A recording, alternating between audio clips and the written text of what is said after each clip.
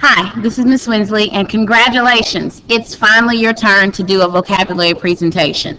Now, the best part about vocabulary presentations is that it's the only vocabulary assignment you have to do that week. You don't have to worry about trying to make your flashcards and turn them in for a grade. However, I would recommend you still doing flashcards so you can have them to study. Remember our motto: do it right, make it light. Do it wrong, make it long. You don't want your quiz grade to get too low where you got a long way to go to bring it back up. But I digress. Let's talk about completing your vocabulary presentation. So, by now, you have either seen your name on the agenda or you've seen your name on the assignment. Looks like this. So you know you are a vocabulary presenter. Now, if your name is in red and bold, you're a vocabulary leader. So therefore, it is your job to download the vocabulary template to your Google Drive. So, and the instructions are pretty self-explanatory. It tells you to edit, go file, make a copy. And let's change it. To edit in your drive, go file, make a copy. So once you file, make a copy, then you want to change the title to where it says vocab presentation template. So let's look at some instructions. You want to write each person's first name and last name initial on their assigned slide. So what you have to do is you have to go back to the agenda, and as you can see here, Veronica has a reading term. So bam, reading term, and then bam, you'd write Veronica's name right there. And so on, and so on, and so on. Now, that's the leader's job. Once a leader has created the template in there and they've added everybody's name, they will then share the template with each person. That's why I've given you the first and last name of each presenter. The next thing you're going to do, so now we're on to actually creating your presentation. So here's what you do. So let's say this is Veronica, and she has the reading term critical. So she's going to type the reading term right here. So she doesn't have to worry about the term, the part of speech. So there she'd have to go to Google. Critical. Definition. Looks like it's an adjective. Definition. Expressing adverse or disapproving comments or judgments.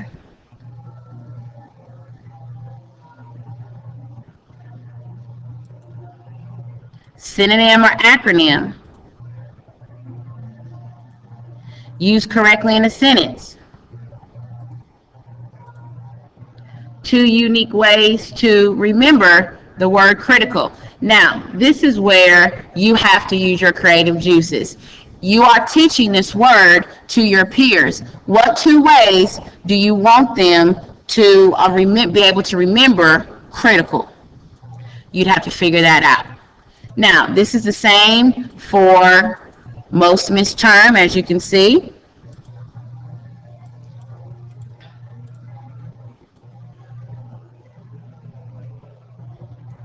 And let me put it back the way it's supposed to be. 1 second. There we go. So most misterm is going to be done the exact same way. Now, let's say you have a lit term. Lit term is going to be a little bit differently. With a literature term, it's something that's used in literature. So this week's lit term is alliteration and allusion. So what I would do is every time you have a lit term, I would type allusion, literary definition. That way it will give you the literary definition, and then bam, it's right there. The next thing it asks you for, like I'm 5. So this breaks it down as if you're trying to teach this to a kindergartner. So how would you break down your lit term as if we are 5-year-olds? Next, I want you to talk about how and when and what types of text do you see this lit term. And some of these are just basically common sense. And then find an example in literature or something you've recently read. So Typically, these would be your articles of the week and our current reading assignment, our current unit reading assignment. Now, a lot of people miss this part and they don't get the full 98 points because they always miss this part. So make sure when you have lit term that you do that correctly. The last types are your Greek stems, and there's typically 3. So with a Greek stem, you're going to have the term, its origin, Latin or Greek. It's typically always going to be Latin. So let's do, for example, barrow. So I'd go to Google, barrow, Greek root. Bam. So as you can see, it's Greek, meaning pressure. Is it a prefix or suffix? If you remember, prefixes, beginning of the word, suffixes are at the end.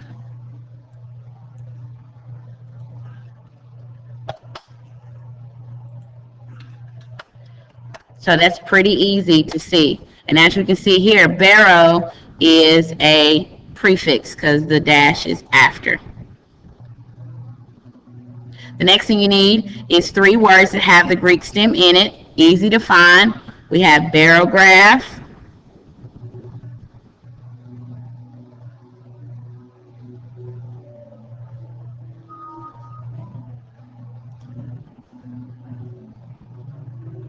and let's see, we have barometer. Now here you could just do this if you have a hard time words with barrow. So bam, here we go, word info. Barrow, weight, meaning pressure. And look, it gives you all these different barrow dynamics. Here's another site you could go to. So there's different sites that you can go to. And then bam, you have all these. Also, you can also go to Quizlet.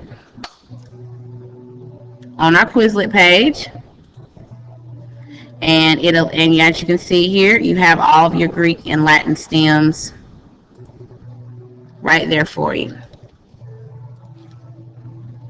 And then lastly, the definition of one of the words you found. So now what I'm getting ready to do is show you a completed vocabulary presentation.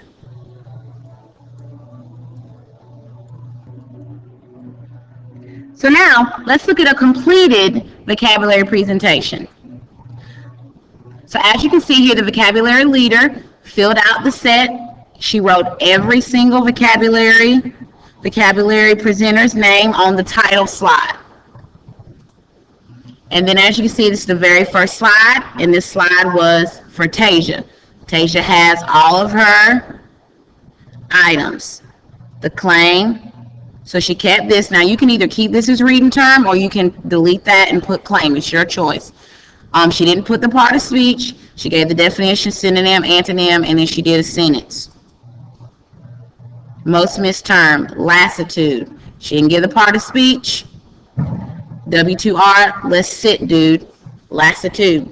So that's how Jenna is choosing to help you remember it. But remember, you need 2 ways. Archetype, see lit terms.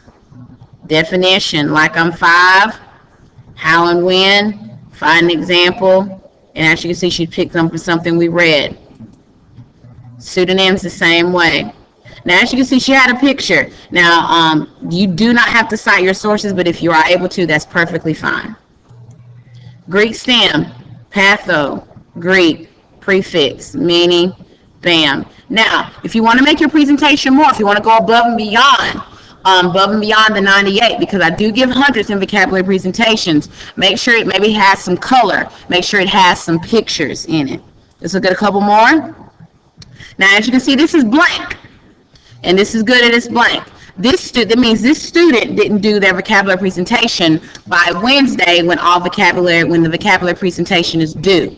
If you are a vocabulary leader, do not try to wait on someone that hasn't done it. Reach out to them, make sure they know that it's due, but if they don't turn it in, you still turn it in because it'll be late and you'll ding everyone else for being late. And then we have gone, as you can see, this person actually put a picture of something with angles, although she definitely find having any angles.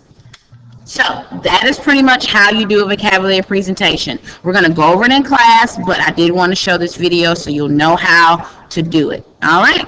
Have a great day. Happy presenting.